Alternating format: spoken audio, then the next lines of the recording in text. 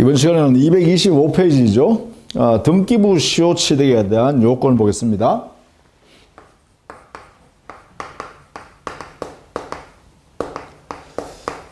우리 민법은 245조 2항에 있어요.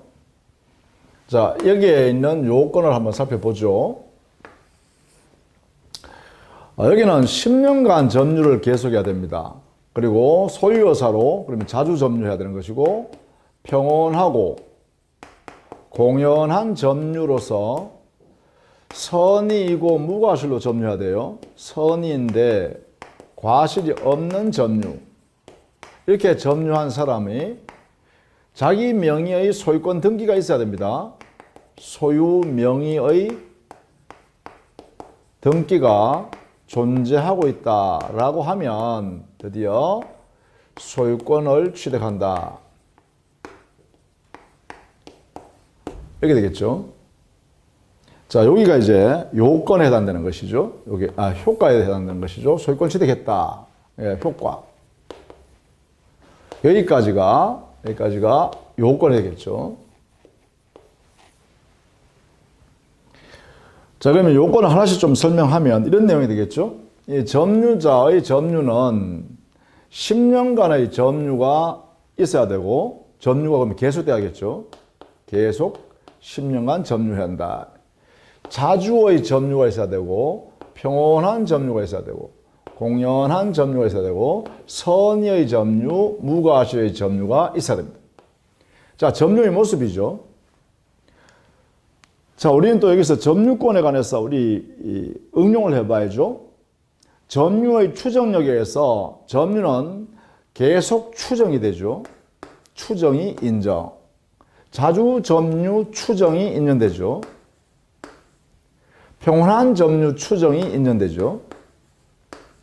공연한 점유 추정이 인정됩니다. 선의 점유로 추정하죠. 여기도 추정이 인정돼요. 그런데 무과실 점유는 추정이 일어나지 않죠. 여기는 추정되지 않는다. 그러면 추정되지 않는다면 여기는 어떻게 해야 되나요? 그렇죠. 여기에 점유자가 무과실 점유임을 스스로 점유자가 입증할 책임을 진다. 이렇게 되겠죠. 자, 입증 책임은 점유자에게 있다. 무과실 점유에 대한 책임입니다. 여기에. 자, 이 부분을 알아두셔야겠네요. 그렇죠? 무과실 점유라는 것은 추정이 되지 않으므로 시효 완성을 주장하는 점유자 스스로 무과실 점유라는 사실을 입증한다. 이렇게 해결해야겠죠? 자, 그렇다면 이 점유자는요, 10년간 자주 평온 공연 선의의 점유라는 것은 법 규정에 의해서 이 점유자가 이렇게 점유해온 것으로 추정, 인정됩니다. 그러므로 이 점유자는 무과실 점유임만 입증하고 그 점유자 명의의 소유권 등기가 이렇게 존재하면, 자, 이 소유권 등기는 점유자 명의의 소유권 등기 이렇게 되겠죠. 자, 이때 이 등기는 유효한 등기든 무효인 등기든 모두 등기부 시효 취득을 주장할 수 있도록 허용합니다. 다만 여기에 무효 등기에는 이중 소유권 보존 등기에서 무효 등기가 되는 경우는 제외됩니다. 자, 이중 소유권 보존 등기에서 후 등기가 무효 등기가 되죠. 후에 이루어진 등기가 무효 등기가 되고, 이 무효 등기는 등기부 시효 취득이 안 된다 이 말이죠. 이것을 인정하지 않는다. 이런 뜻으로 제외한다. 자, 이 부분은 꼭 기억해야 되겠습니다. 이때 후 소유권 보존 등기가 무효 등기이고, 이 후 소유권 보존 등기를 기초로 하여 이전 등기 한 것들도 전부 다 무효 등기고, 그 무효 등기도 역시 등기부 시효 취득은 허용되지 않습니다. 이렇게 이 부분을 꼭 정리해 두셔야겠죠. 그 다음에 여기에 점유자 명의의 소유자로서의 등기가 존재해야 된다. 이랬잖아요. 그죠? 소유자 명의. 그렇죠? 이렇게. 자, 여기에 소유권 등기 명의가 점유자한테 없는 경우에도 유일하게 예외적으로 등기부 시효 취득을 주장할 수 있는 사람이 한 사람 있습니다. 그게 바로 상속인입니다. 자, 상속인의 경우는 자기 명의의 소유권 등기가 등기부에 존재하지 아니함에도 불구하고 피상속인 명의 소유권 등기가 존재하면 그 피상속인 등기를 근거로 하여 상속인이 등기부 시효 취득을 주장할 수 있습니다. 이렇게요. 자, 여기 상속인은 피상속인 명의의 소유권 등기를 이용하여 등기부 시효 취득을 주장할 수 있습니다. 이것을 인정한다. 자, 요 내용을 꼭 또 알아두셔야 되죠. 즉, 소유권 등기가 없는 경우에도, 존재하지 아니한 경우에도 상속인은 피상속인 명의의 소유권 등기를 가지고 등기부 시효 취득이 허용되는 유일한 예외입니다. 자, 요 두 가지는 꼭 기억해야 할 내용이다. 이렇게 됐으면 이때 이 점유자, 즉 등기부가 존재하는 등기부상에 소유자 명의가 존재하는 점유자는 소유권을 이것도 역시 원시 취득으로서 소유권 취득하죠. 그리고 이 소유권을 취득하는 시점은 저기 점유 개시한 때부터 개시 시부터 소유자로 인정합니다. 그래서 점유 개시한 때로부터 소유자로 인정된다는 것은 바로 소급표를 인정하는 것이 되겠죠. 이렇게. 자, 이 내용도 반드시 이렇게 두시는데 요건에서 여기에 10년간 점유를 계속하라 이렇게 했잖아요. 그런데 이 점유자는 자기 명의의 등기가 함께 존재하고 있어야 되잖아요. 그렇다면 여기에 10년간 점유의 계속은 점유기간 10년 계속뿐만 아니라 이 등기가 존재하는 기간도 역시 10년이 각각 갖추어져야 한다. 이런 의미를 갖고 있다라는 것도 함께 알아두셔야 됩니다. 점유기간 10년, 등기기간 10년을 의미합니다. 각각. 이렇게요. 반드시 여기에 10년의 의미입니다. 10년의 점유, 이것은 점유 기간만 10년을 말하는 것이 아니라 등기 기간도 10년 각각 갖추었을 것, 이런 뜻을 가지고 있다. 자, 이때 우리는 이런 내용이 있죠. 점유 기간에서는 점유 승계 제도를 인정하고 있죠. 점유의 승계를 인정할 수 있죠. 따라서 등기 명의자가 점유를 자기 명의로만 점유해야 되는 것이 아니다 이 말이죠. 타인이 점유하는 점유 기간도, 즉 전 점유자죠. 종전의 점유자의 점유 기간도 자기의 점유 기간을 합산해서 승계할 수 있죠. 따라서 점유 승계, 이게 인정되어 병합이 인정된다. 그렇다면 점유 기간에 관해서 10년을 만들 때 점유 승계라는 제도를 인정하기 때문에 반드시 점유자 자기 명의로 10년간 존재할 필요는 없죠. 그렇다면 등기 기간도 그렇게 해석할 수 있지 않을까? 즉, 전 소유자 명의의 그 등기 기간이 자기 현재의 등기 시효 완성을 주장하는 사람의 자기 소유 등기 기간과 합산해서 나의 등기 기간이라고 주장해도 되지 않을까? 이런 문제 생기죠. 따라서 등기 기간에서 등기 승계도 인정할 수 있지 않을까? 이렇게 질문이 생기죠. 여기에 대해서 우리 민법에 규정은 없지만 우리 판례는 이것을 인정합니다. 즉, 인정한다는 말은 전 소유자 명의, 종전의 소유자 명의의 존속기간, 소유권 존속기간, 그 기간을 현재 등기부 시효 취득을 주장하는 사람의 자기의 등기기간에 합산해서 10년 이상이 되면 된다. 이런 뜻을 말하는 것이죠. 따라서 이게 우리 제도에는 등기기간도 산정할 때 병합이 가능하다. 종전의 소유자 명의의 그 등기기간을 현재 시효 완성자가 주장하는 등기기간, 자기 명의의 등기기간에 합산해서 자기 기간을 주장할 수 있다. 이렇게요. 자, 요 두 가지도 같이 알아두시면 좋겠습니다. 자, 이런 내용이 이제 우리 교재 225페이지에 존재하는 것입니다. 그 하단의 디귿 동그라미에 동산 취득 시효의 특별 요건은 생략하겠습니다. 여기는 10년간의 점유기간이 동산에 존재하면 동산 소유권을 취득한다라는 제도하고 5년간 점유를 계속해 온 사람 동산 소유권을 취득한다. 이런 제도가 있다는 정도만 알아두시면 되겠죠. 자, 이때 226페이지 가면 취득시효 효과 보시죠. 이때 취득시효는 원시취득이다. 첫 번째. 그리고 소급표가 있다. 즉 점유를 개시한 때로 소급해서 소유권을 인정한다. 그렇기 때문에 그 점유를 통해서 10년간 혹은 20년간 점유를 계속해온 부동산 점유시효 완성자는 그동안 그 목적물로부터 취득한 과실은 부당이득이 아니므로 반환할 필요가 없다. 그리고 불법행위도 해당되지 않으므로 손해배상 책임도 발생하지 않는다. 이렇게 해석해야겠죠. 그 다음에 세 번째, 취득시효 중단, 정지, 포기 다 허용한다라고 하면 됩니다. 다 인정된다라고 하면 됩니다. 자, 그 정도로 하시면 되겠고요.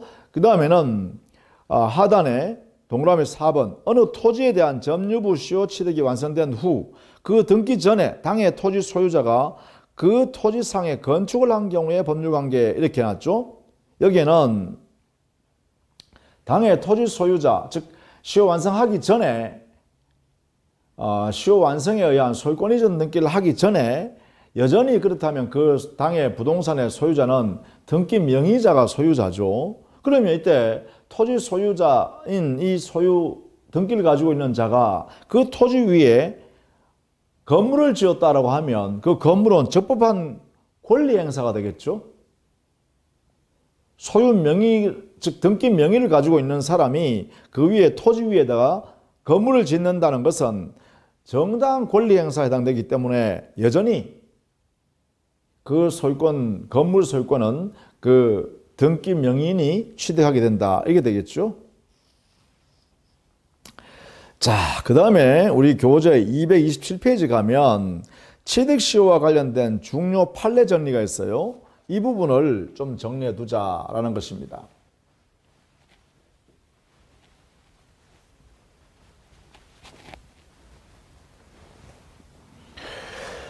자, 거기에 1번 취득시효 완성으로 인한 등기청구권 했죠.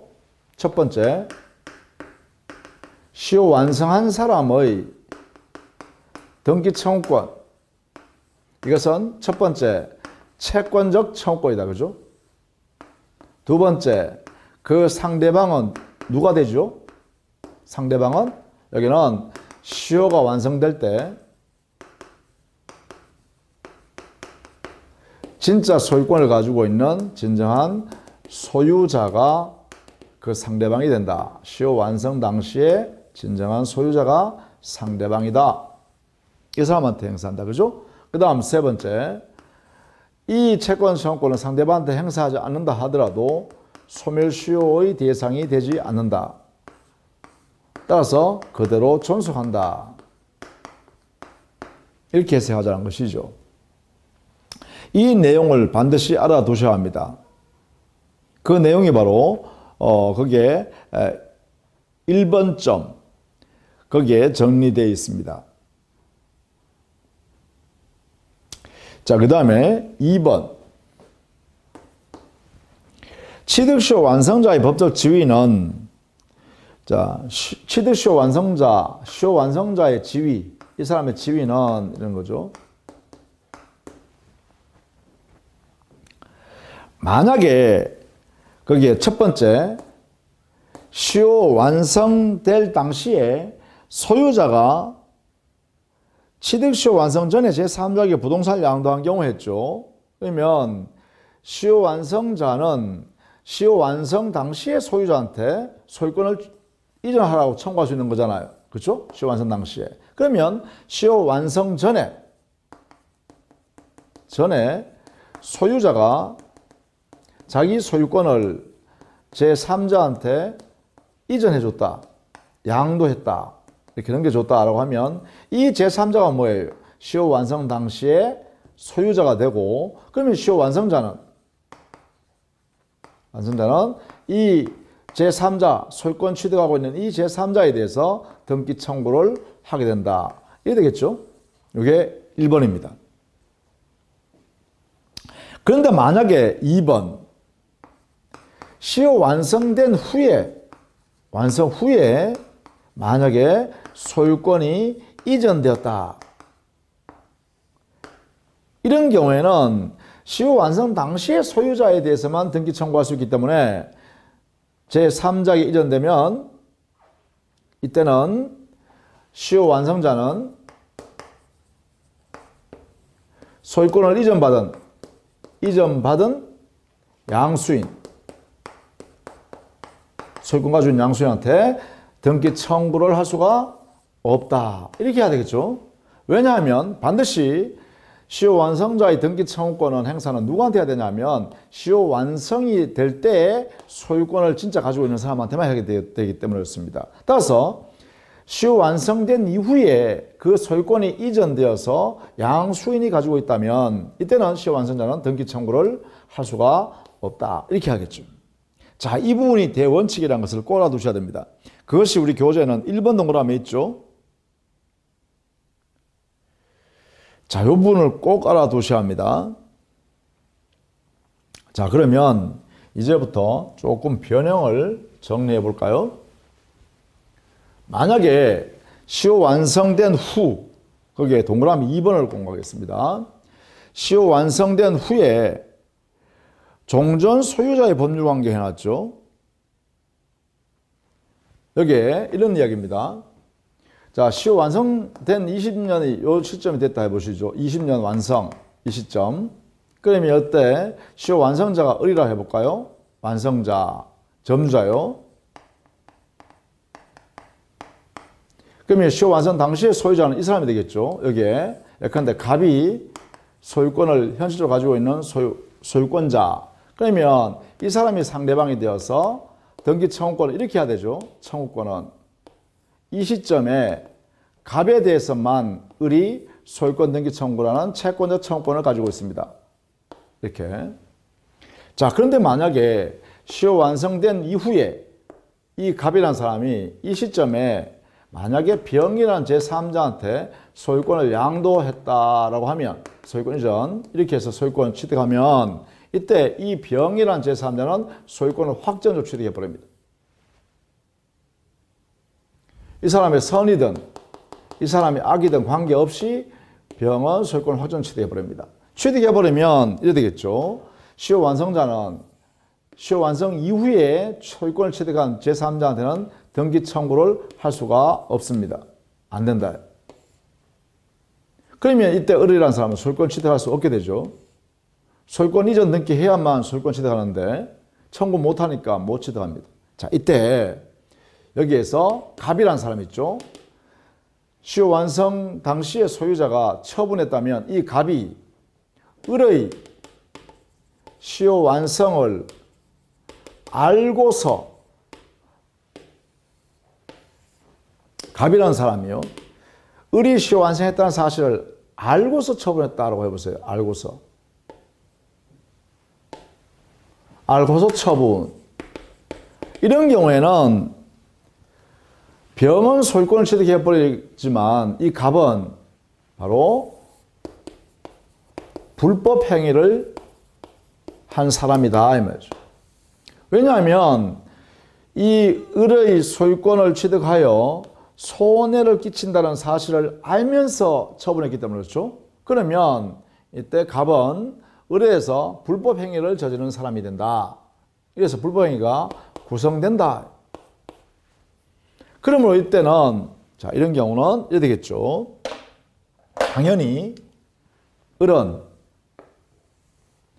갑에 대하여 불법 행위자인 갑에 대하여 손해배상 청구권을 행사할 수 있다. 이래 되겠죠.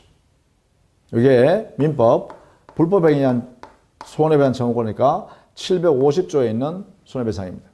그러면 최소한 불법 행위에 의한 손해배상 청구하려고 그러면 의뢰의 시효 완성을 알고서 해야 되죠. 알고서. 갑이 알면서 팔았어야 한다.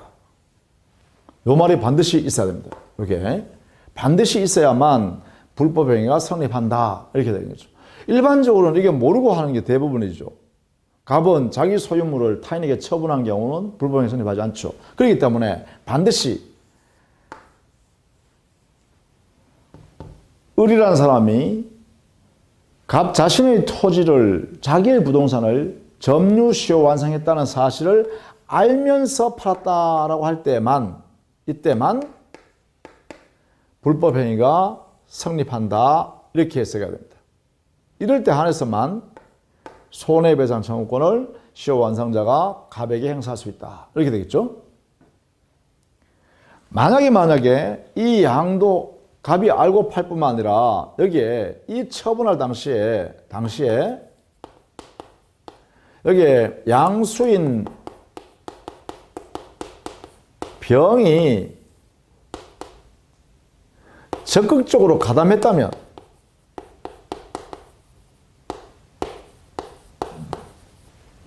자, 이럴 때는 이 소유권을 취득하는 이 양수인 병은요, 적극 가담으로 인하여 이게 적극적 가담으로 인하여 그 갑과 병 사이에 이 매매 계약에 적극적 가담이 끼어들었기 때문에 이 매매 계약은 민법 103조 반사회 질서해야 되죠.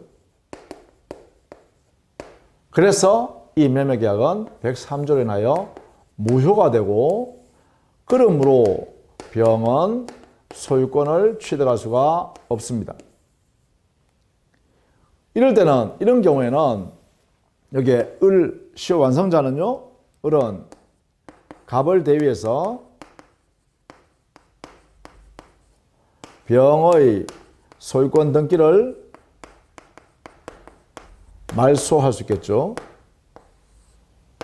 말소 청구가 가능하다. 이렇게 되겠죠. 그래서 을은 소유권을 취득할 방법이 있다. 이런 이야기죠. 자, 이 부분도 같이 좀 알아두시기 바랍니다.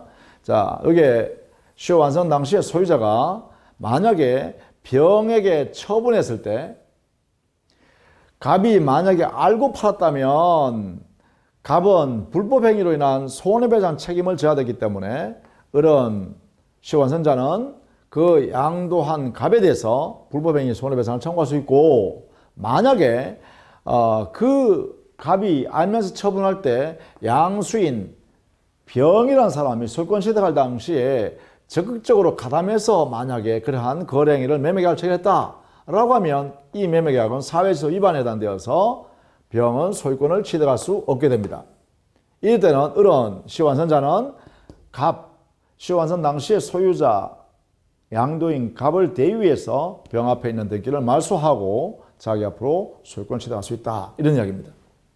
자, 이런 이야기를 함께 알아두시면 좋겠다라는 것입니다. 그것이 2번입니다. 자, 그 다음에 다음 페이지에 228페이지 보면 제일 위에 취득시효 완성과 토지 수용이 나왔죠. 자, 이 부분은 이런 내용을 의미합니다.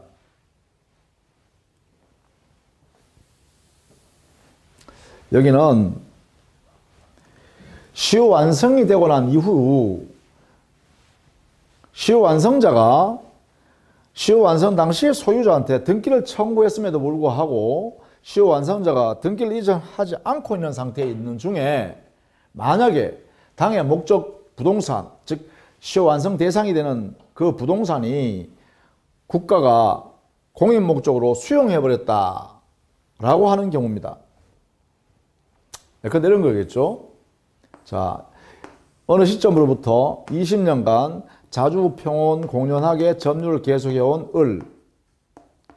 그러면 이 점유자 을은 시효 완성자가 되겠죠. 요건을 갖추었다라고 해봅시다. 자, 이렇게.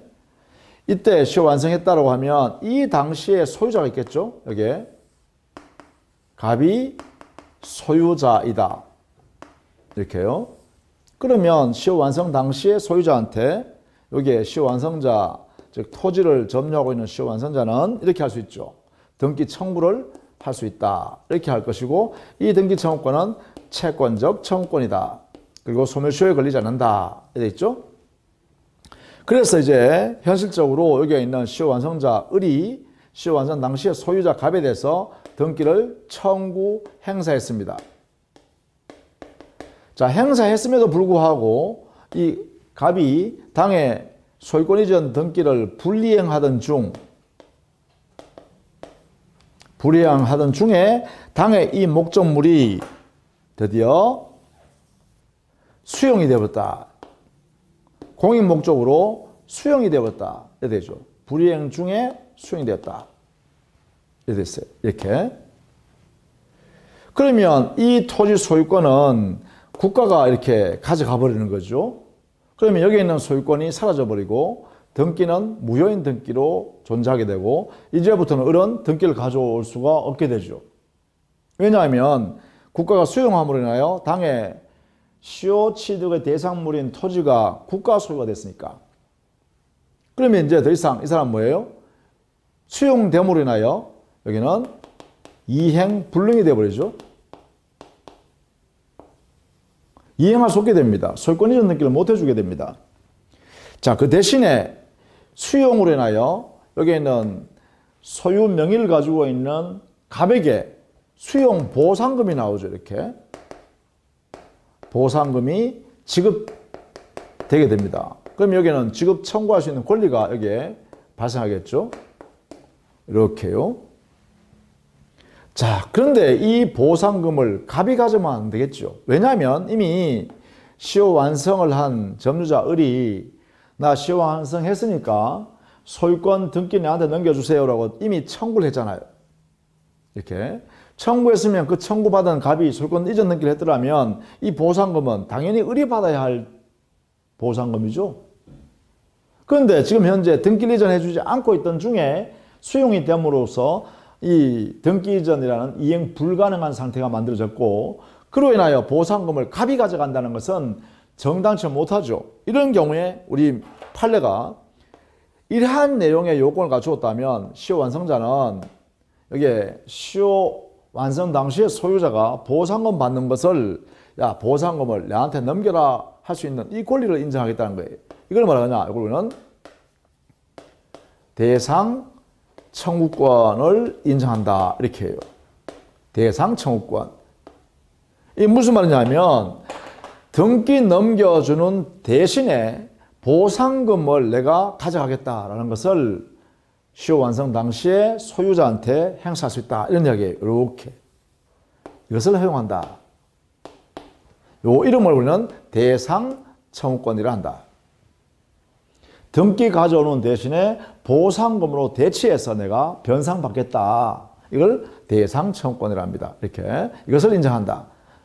이 대상 청구권이 인정되려고 그러면 반드시 이 요소를 갖춰야 됩니다. 여기에. 시효 완성을 이유로 시효 완성 당시에 소유자한테 권리를 주장했고 그 권리를 주장했음에도 불구하고 이행하지 않고 있던 중에 국가가 당해 목적 부동산이 수용되어 버리고 그 수용 보상금이 등기 명인한테 나올 때 이때 이제 시효 완성자는 야 내가 등기 내놔라 할 때 왜 안 줬어? 그러면 난 너한테 나오는 그 보상금은 내한테 넘겨라 할 수 있는 권리가 뭐라고? 대상 청구권이라 한다. 이 말이죠. 따라서 이게 대상 청구권이라는 용어도 알아두시면 좋겠다. 대상 청구권. 이것을 인정합니다. 자, 그 내용이 거기에 정리되어 있습니다. 그 다음에 거기에 4번 동그라미에요. 이것도 역시 중요한 말입니다. 시효 취득자가 원소유자에 의하여 그 토지에 설정된 근저당권의 피담보 채무를 변제하는 것은 이랬죠. 자, 이것은 무슨 말이냐면 이런 내용을 말합니다. 만약에 자 이게 역시 마찬가지요. 어느 시점으로부터 20년간 소유사로 자주 평온하게 점유를 해왔어요. 자, 을이 그 토지를 시효완성자로서 드디어 완성 요건을 갖췄다 이 말이죠. 그러면 시효완성 당시의 소유자, 여기에 갑이라 해볼게요. 똑같이 이 소유자한테 등기를 청구하면 됩니다. 어느 시점에? 이 시점이죠. 시효완성 당시의 소유자한테 이렇게요. 이 시점에 행사하면 됩니다. 이렇게. 자, 그런데 만약에 이 권리를 행사하지 않고 있던 중, 행사하고 있지 않고 있던 중에 이 갑이 자기 토지에다가 병에게 저당권을 설정해 준 상태에서 돈을 빌렸었어요. 예컨대 돈을 5억을 빌렸었어요. 이렇게. 금전 소비대차계야. 그럼 여기 채권이 발생하겠죠. 이 채권, 5억 채권이 발생합니다. 이렇게. 자, 병. 그러면 이 저당권은 정당하게 발생하고, 그렇죠? 채권도 을에 대한 채권이 정상적으로 발생했죠. 그죠? 있는다. 자, 이런 상태에서 만약에 이 시효완성자가 시효완성을 이유로 소유권을 등기를 하면 소유권 가져오겠죠. 이렇게 등기 전에 옵니다. 이때 이 소유권 위에는 뭐가 붙어 있죠? 저당권이 성립되어 있는 상태에서 가져오는 것이죠. 자, 이것을 알아두셔야 됩니다. 이 저당권은 유효하게 성립했으므로 을은 저당권이 붙어 있는 소유권을 시효취득자로서 자기가 취득할 수밖에 없다 이 말입니다. 자, 저당권 설정은 시효완성 이후에 저당권 설정이 이루어졌다라는 것입니다. 그러면 이 저당권자 병은 정당한 저당권을 취득했고, 그러면 이 시효완성자는 소유권을 취득할 때 저당권부 소유권을 취득할 수 있는 지위에 있을 뿐입니다. 자, 만약에 이때 이 채무 변제에 도래했음에도 불구하고 이 종전 시효완성 당시의 소유자가 채무를 변제하지 않으면 여기에 있는 저당권자가 경매하겠죠. 저당권 경매 시행할 겁니다. 경매가 가능하죠. 만약에 채무 불이행이 있으면, 채무 불이행이 존재하게 되면 여기에는 경매를 할 수 있어요. 경매해버리면 여기에 있는 시효완성자는 자기가 취득한 소유권을 경락으로 소멸되겠죠. 경매되면 상실되겠죠. 자기 소유권 상실해버립니다. 그렇지 않기 위해서는, 즉 자기가 취득한 소유권을 그대로 보존하기 위해서는 어떻게 해요? 이 시효완성자가 채권자에게 변제를 이렇게 한다 말이죠. 변제, 채무 변제. 자, 시효완성자가 자기 소유권을 보호하기 위해서 변제한 경우, 그러니까 5억을 변제했다 이 말이죠. 병한테. 자, 이때 을은 변제하고 난 후 을은 채무자, 돈 빌려 쓴 사람이 갑이잖아요. 갑에게 너의 채무를 내가 대신 변제했으니까 너는 부당이득이 있다. 그러니까 부당이득을 취한 부분에 대해서 반환하라라고 청구할 수 있는가? 이게 문제 되겠죠. 자, 을은 갑에 대해서 부당이득 반환 청구. 그러니까 너의 채무를 대신 내가 갚았으니까 이렇게 너는 부당한 이득이니까 부당이득 반환을 청구하라. 즉 5억을 변제하라 자기한테로. 이렇게 청구할 수 있는가라는 문제가 생깁니다. 여기에 대해서 우리 판례는 바로 거기에 있는 4번처럼 이 청구는 허용되지 않는다 이렇게 했어요. 이거 인정 안 하겠다는 거죠. 그 이유는 뭐냐면 시효완성 이후에 저당권이 설정되어 적법하게 유효하게 저당권이 설정됐다면 이 시효완성자는 저당권이 붙어있는 소유권을 취득할 수 있는 지위에 있는 사람이다. 그리고 이 채무를 변제한 것은 자기가 취득한 이 소유권을 보존하기 위해서, 자기 이익을 위해서, 을의 자기 이익을 위해서 변제한 것이다. 이렇게 하는 거죠. 을은 자기의 소유권 보호를 위해 변제한 것에 불과하다. 이런 이야기예요. 즉 자기 이익을 위해서라는 거죠. 자기 이익을, 자신 이익을 보호하는 것이다. 그래서 부당이득의 문제가 생기지 않는다라는 것이에요. 이렇게 해석하는 거죠. 자, 요 부분도 역시 요 사례를 익혀두셔야 합니다. 우리 판례태도요. 그렇게 되면 우리는 지금 시효 취득에서는 꼭 한 문제가 나오게 되는데 요건에서 내거나 아니면 시효 완성된 이후에 여러 가지 상황이 발생했을 때 그때 각각 어떠한 내용으로 해결해야 되는가를 물을 겁니다. 지금 강의한 내용만 여러분이 잘 이해해 두시면 그러한 문제는 다 해결할 수 있겠다라는 것이죠. 자, 여기까지가 시효 취득에 관한 문제였습니다. 다음 시간에는 선점, 습득, 발견이라는 이러한 내용을 중심으로 또 원시 취득의 사유를 살펴보도록 하겠습니다. 자, 수고했습니다.